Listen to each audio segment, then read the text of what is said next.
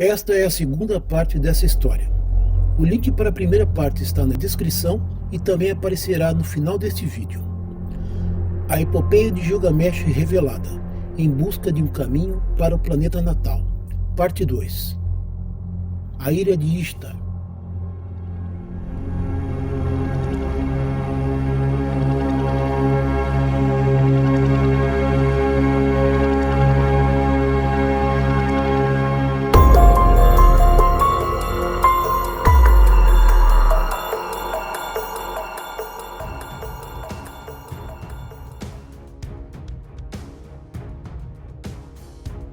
Ishtar exige do pai o touro do céu como meio de assassinar Gilgamesh. A princípio ele recusou, mas como sempre as filhas prevalecem e ele cede. Ishtar então transporta o touro do céu para a terra e o leva para Uruk em sua nave espacial. Este incidente não passou despercebido por Enkidu. Ele estava no local quando o touro do céu foi solto. Ao chegar, matou mais de 100 homens. Esvaziou metade do rio e matou mais 200. Enkidu sobreviveu ao ataque e soube que seria capaz de vencer o touro com a ajuda de Gilgamesh. Usaremos a mesma estratégia usada para derrotar Umbaba. Enkidu segurou a cauda, perturbando o equilíbrio do touro, e Gilgamesh enfiou uma lança na cabeça dele entre os chifres. Triunfantes, eles retornaram à cidade com a cabeça e os chifres do touro do céu, para o deleite da multidão e consternação de Ishtar. Enkidu insulta ainda mais Ishtar ao arremessar o touro do céu aos seus pés. Se eu tivesse pego você também, a teria tratado da mesma forma e colocado seus braços em suas entranhas, disse ele a Ishtar. Os deuses decidem o destino de Gilgamesh e Enkidu. Esses eventos não passaram despercebidos por Enlil, que convocou o conselho dos 12 deuses para decidir o destino dos dois heróis. A decisão foi que Enkidu pagaria o preço de sua loucura contra os deuses, e a morte foi o veredito. Quando Enkidu perdeu a vida, Gilgamesh enlouqueceu, incapaz de compreender o dilema da humanidade. Ele se lembrou de uma história que aprendeu com a mãe quando criança. Quando menino, sua mãe Nissun havia contado a ele a história do grande dilúvio que havia causado estragos na terra. Em seu estado de espírito perturbado, Gilgamesh tinha um único pensamento: encontrar esse único sobrevivente do dilúvio, que recebeu a bênção da vida prolongada. De rei imponente a humilde vagabundo sem roupa exceto por um pano nos ombros, olhos ocos, bochechas afundadas, ele vasculhou a terra até chegar a um lugar onde nenhum humano havia se aventurado. Outra montanha fortemente protegida, uma estação espacial dos deuses. Os guardas reconheceram Gilgamesh, mas foram avisados por Shamash para deixá-lo passar pelo túnel até o outro lado da cordilheira de Machu. Gilgamesh, no entanto, ficou paralisado de medo ao ver os homens vigiando o portão. Eles eram meio homem e meio escorpião. Ele cobriu o rosto, depois se recompôs e se aproximou da presença deles. Eles o deixaram passar e teve 24 horas para chegar ao outro lado da montanha antes da chegada da primeira nave espacial. Não havia tempo para parar ou olhar para os lados. Não tinha luz para guiar o seu caminho.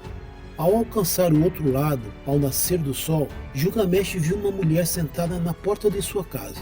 Com medo, ela correu para dentro e trancou a porta quando o viu se aproximando. Gilgamesh então contou a ela sua história de aflição, como a vida de seu melhor amigo Enkidu lhe fora tirada por ordem de Enlil e que ele estava procurando seu antepassado Utnapishtim. Ela então contou a ele que o barqueiro poderia ajudá-lo a atravessar o oceano, onde encontraria Uta, e apontou para a floresta onde o barqueiro morava. Ela disse para Gilgamesh que nunca houve uma maneira de atravessar o oceano. Apenas o deus Shamash atravessa os oceanos e a travessia é cheia de perigos. Ao entrar na floresta, encontrou um grupo de homens e os matou, como era habitual, sem perguntar quem eram. Ele estava prestes a matar Ushanab, o barqueiro, quando perguntou seu nome. "Eu sou o barqueiro", foi a resposta. Gilgamesh, então, o informou do propósito de sua missão. No entanto, isso não seria possível, pois ele tinha acabado de matar todos os tripulantes e aqueles que guiavam o barco. Em sua fúria, ele estava prestes a terminar o trabalho, quando o barqueiro sugeriu um método alternativo de guiar o barco. Ele deveria derrubar 24 árvores e aparar 300 postes para serem jogados ao mar para que as correntes o levassem ao seu destino. Eles lançaram o barco e, quando necessário, um poste era lançado e as correntes dominantes os levaram à terra onde Uta estava vivendo no exílio. Quando Gilgamesh se encontrou com Utnapishtim, sua mão foi impedida de matá-lo, pois ele viu que a aparência dele era semelhante à sua. E Gilgamesh agora é capaz de ouvir em primeira mão a história do maior segredo, o significado da vida, o mistério dos deuses e homens. Gilgamesh foi então submetido a um teste por Utnapishtim. Para buscar a vida dos deuses, ele teria que ficar sem dormir por 7 noites. Mas como estava exausto, adormeceu imediatamente e dormiu por 6 dias inteiros. Antes de adormecer, Gilgamesh foi informado de que uma refeição com pães lhe seria fornecida todos os dias. Ao acordar, viu que a comida que restou já estava estragada. Ele percebeu como era inútil, que a morte era inevitável para ele, assim como para todos os humanos.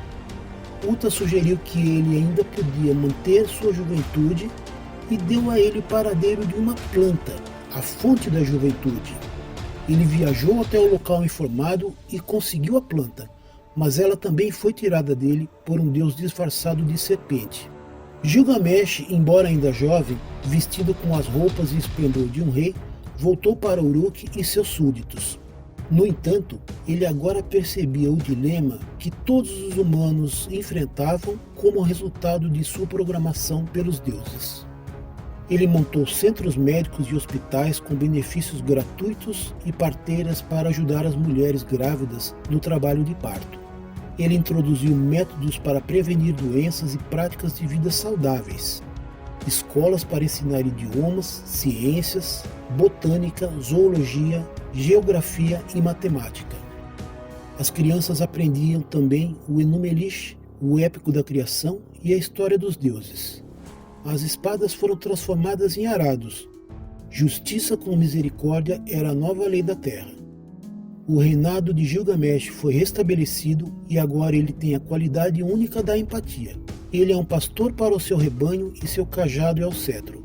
Ele deixou de ser um tirano para se tornar um benfeitor.